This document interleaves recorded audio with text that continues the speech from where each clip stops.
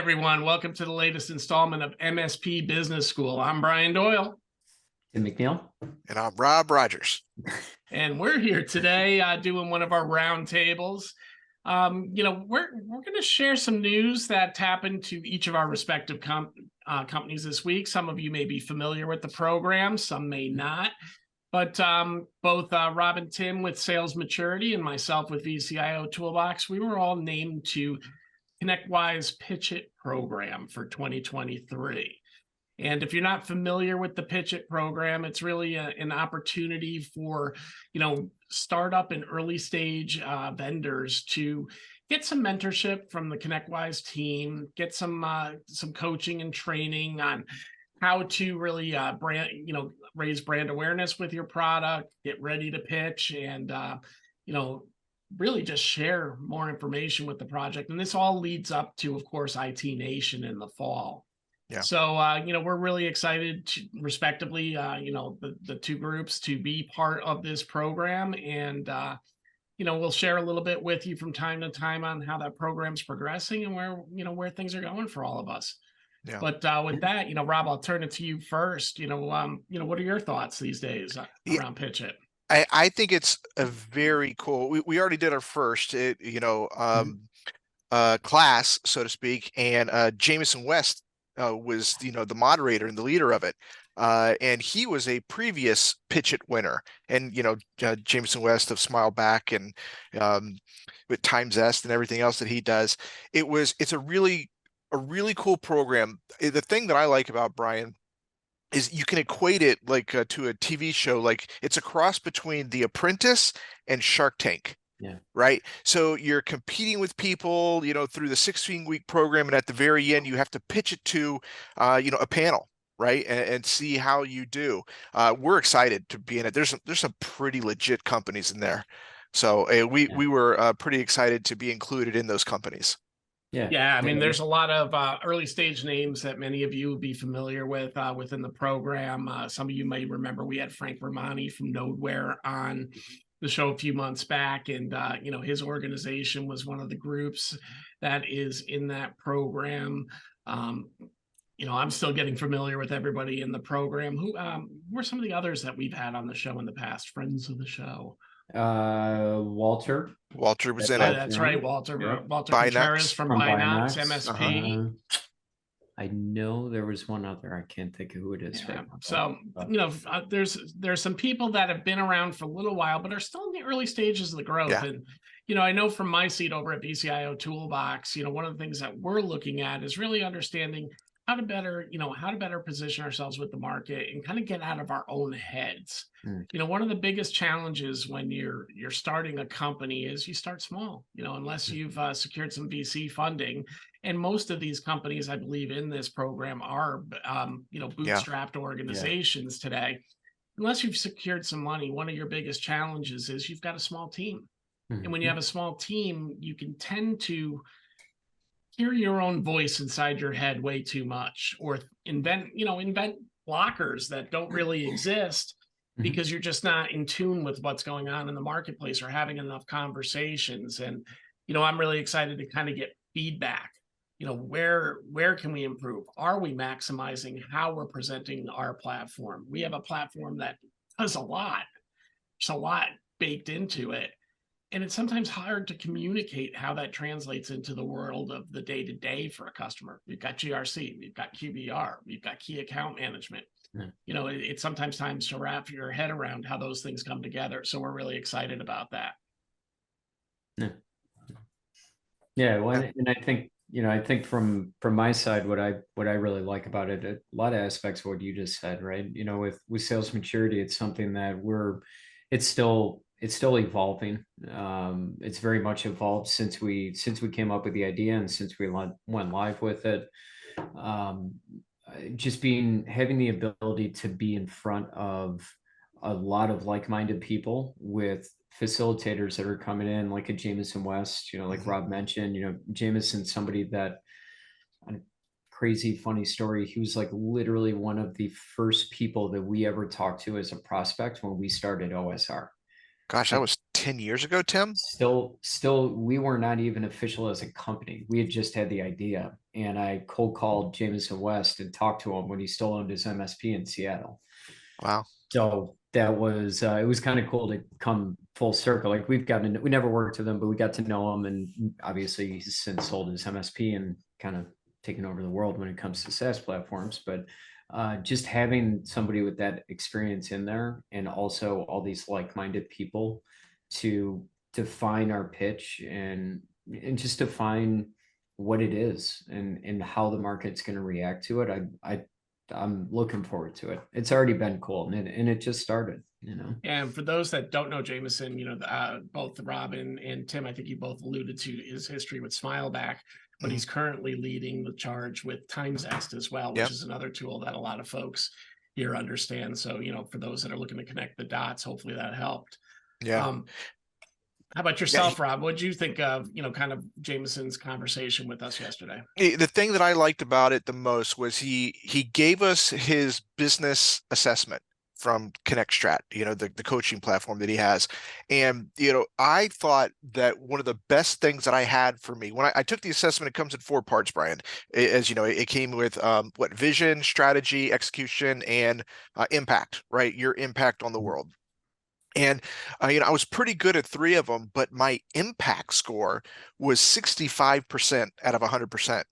And I thought I thought I had great work-life balance. I thought, you know, but, you know, going through that and looking at the exercise and understanding how you have to still have that work-life balance and see the mistakes that you're making when you look at it on paper through his assessment, that was the part that I took home the most, where I was like, okay, all right, you know, you think you're doing right with work-life balance until it's just like thrown in your face and it hits you like a, you know, stack of newspapers right in your face. I never think I'm doing well with work-life balance, even as I've worked on it. I'm a very 6 optimistic years. person, Brian. Well, no, I'm optimistic too, and my family will tell you I'm 100 times better than I was 6 years ago. But that just means, you know, the bar was on the floor. Yeah. You mean like sending emails at 12:30 in the morning? Dude, you know, me and Kenny like to work late. You know, it's just the way things are. You know, sometimes things got to get done. No, you know, honestly, one of the things I've tried to do, you know, just staying on kind of impact and work-life balance for a moment. One of the things I've tried to do is, you know, I work 10 hours every day, probably just because, you know, minimally, because that's what it takes, but they're not always in a row. What I've really tried to do in building, you know, BCIO toolbox is having that ability that if there is something that's family facing that has to be done on a weekday at 2 p.m., I can schedule that into my calendar. And the payment for that sometimes is you got to be up at 12 o'clock.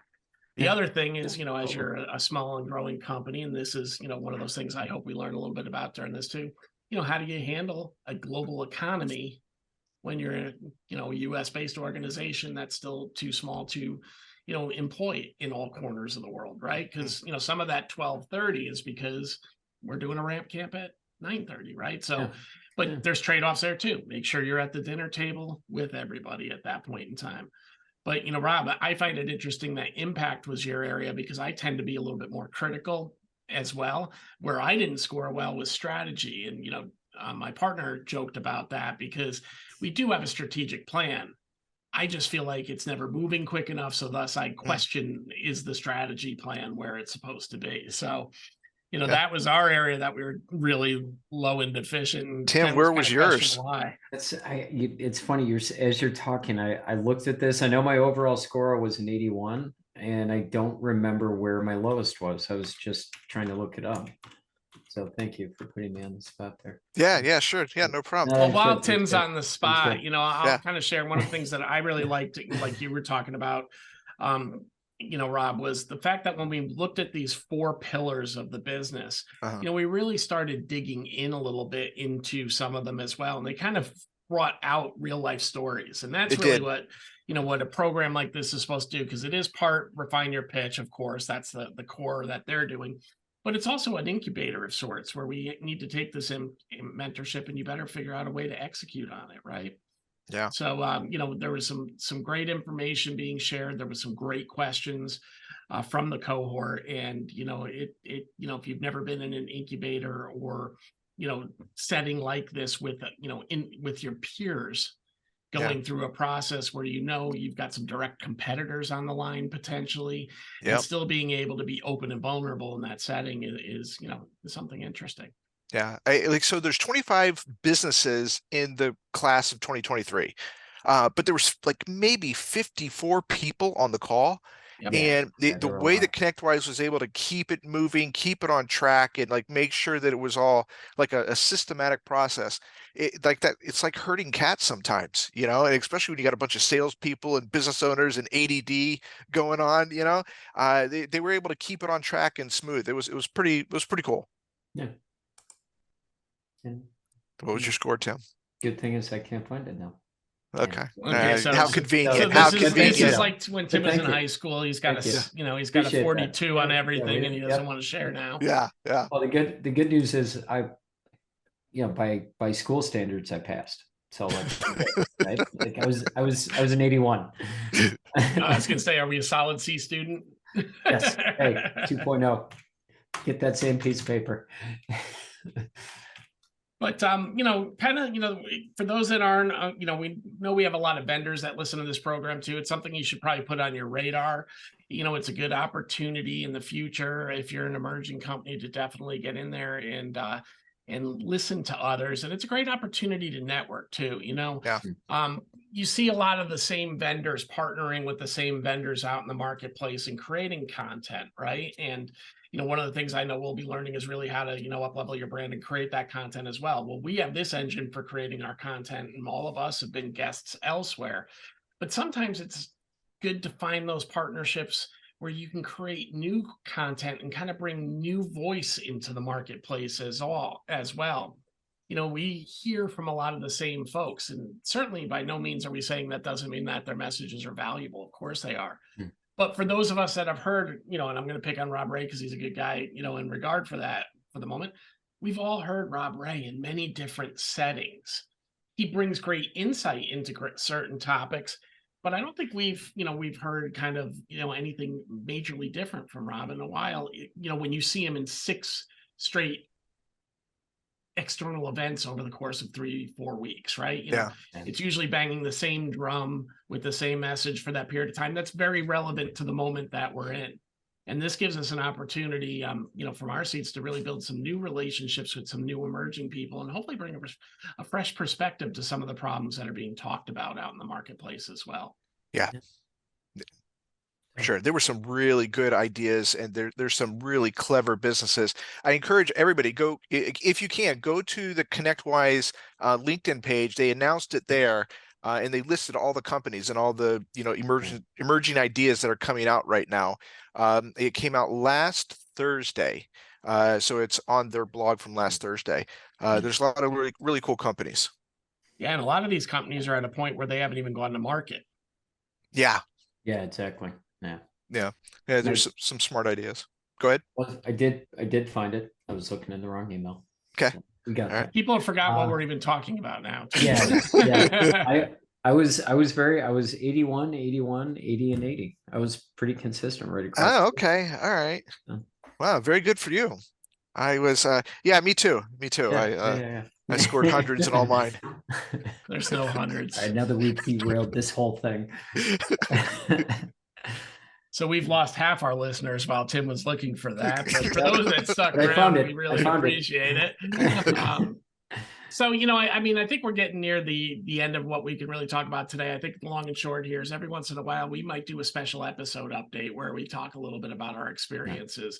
Obviously, we want to bring you guys the traditional content that we bring and bring you the lessons that you need. But, we'll share kind of what our progress is like, because it's an interesting time for our two organizations as we go through this process. And, hopefully at the end, we're going head to head. Yeah, that'd be cool. That'd be cool. We're going to take you out, Brian. Yeah.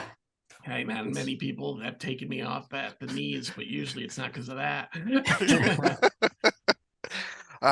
Well, fellas, this one has been, I like these episodes. I will leave us with this before we part ways.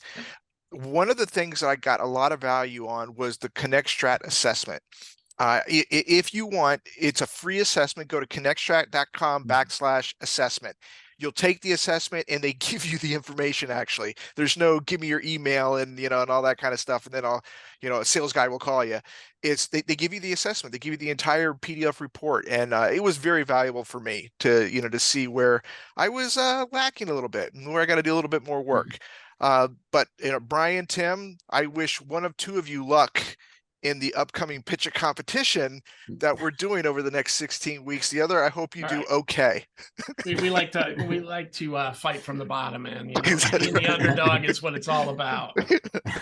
Oh, very cool. All right, fellas, you have a great week, and we'll talk to you next time. All right. Take Have a good care. one.